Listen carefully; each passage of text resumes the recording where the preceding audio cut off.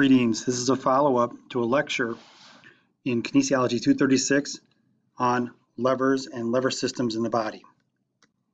In the presentation, we talked about the different classifications of levers, there being 3, and a mnemonic I used to use to help me remember 1, 2, and 3. Far away, my dog barked after dinner. And in the mnemonic, F-A-R, away, my dog barked, ARF, A-R-F, after, A-F-R, dinner. My dog barked after dinner. And that helped me remember class 1, class 2, class 3 of levers. F-A-R, A-R-F, and A-F-R. And later on, we'll talk about one that the book uses, which I also like and has a bit of a dog theme to it. In class, we use different props, including a foam roller, a long board, a foam wedge, and a box to help us visualize the different components of lever systems. One by one, the students came up and we added signage to each one of the different props. So in this example, the axis of rotation, A. And the A is basically the fulcrum on the teeter-totter. We then talked about resistance, in this case represented by an Amazon box, and the resistance over here to the right, axis of rotation in the middle. To the left, force, in this case the force vector is pointing downward, that wedge is pointing down. So if you look at this, force is pointing down, axis of rotation in the middle, resistance to the right. And that, my friends, would put you at F, axis, resistance. It's a first class lever. Got it? F-A-R, force, axis, resistance. We also added how far away the force is from the axis of rotation and how far the resistance is from the axis of rotation. And when you look at this, on the left-hand side here, the force arm is the distance between the axis of rotation and the force applied. And on the right-hand side, the resistance arm is the distance between the axis of rotation and the resistance.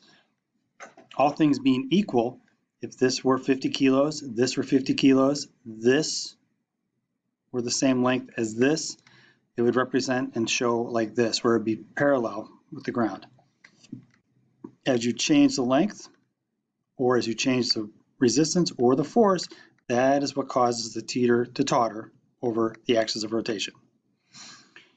Now, the way the book describes this and their mnemonic, and way to remember this, the different lever systems, is first class lever, the A is in between F and R. In the second class, the R is in between A and F. In the third class lever, the F is somewhere between the A and the R. So in my head, I immediately go to the dog theme, A-R-F, ARF. So first class lever, you have the A is right in between the F and the R. Second class lever, the R is in between the A and the F. And a third class lever, you have the F is in between the A and the R. Take your pick on which way you want to remember it. I just happen to like the one about my dog eating. On a first class lever, we go back to that example of a teeter-totter. The axis is in the middle, in between F and R, and you have what is in essence in the body, atlas and axis. The muscles on the back of the neck pull on the back of the skull and cause cervical flexion to hyperextension. And with that flexion to extension, the nose goes up towards the ceiling, R goes up. Second class lever, not too many of these in the human body, but the metatarsals are the A. The resistance is the body, actually specifically the body mass, and the force that's being applied is being applied by the gastroc and or the soleus. It just depends if the person's seated or standing. And as a person pushes the big toe into the ground, they contract these muscles, the body rises up. Your fulcrum, your axis is out front. The human body has more of these. They're third class levers, and we talked about this at length in class. The A is the elbow joint. Your pivot point's right here. The force being applied is done through the biceps contracting, and where that connects to the ulna matters. And then the resistance could be a barbell band, could be just the weight of the arm. But as the force is applied, you have a joint closing, commonly known as a concentric contraction. We also use the example of a door and creating torque.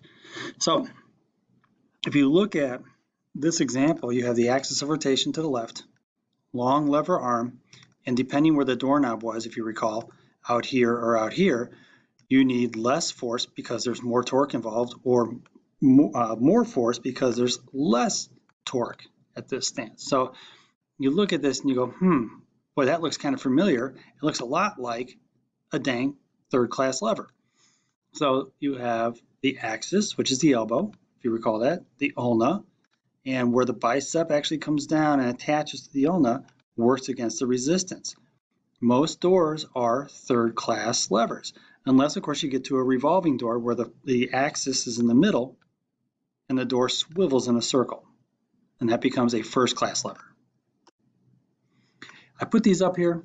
Realize you won't be asked to calculate out long equations, but what I want you to get across to you and what I want you to understand is this.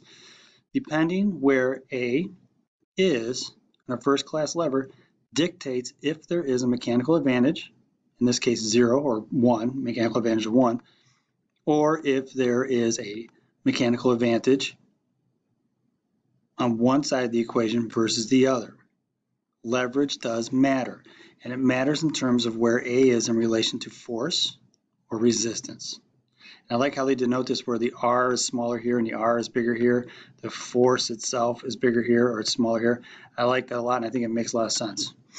Now, second-class lever, same thing. What I'm interested in is you guys understanding this concept exists. I'm not interested in you doing a bunch of equations to prove that you know it exists. Just realize on an exam you might see different representations of this. I'm looking for you to just comment if the advantage is on one side or the other. Third-class lever, much the same thing. I put this up here for a little brain chum, but I think it'll be something that'll help you out. And that is it, my friends.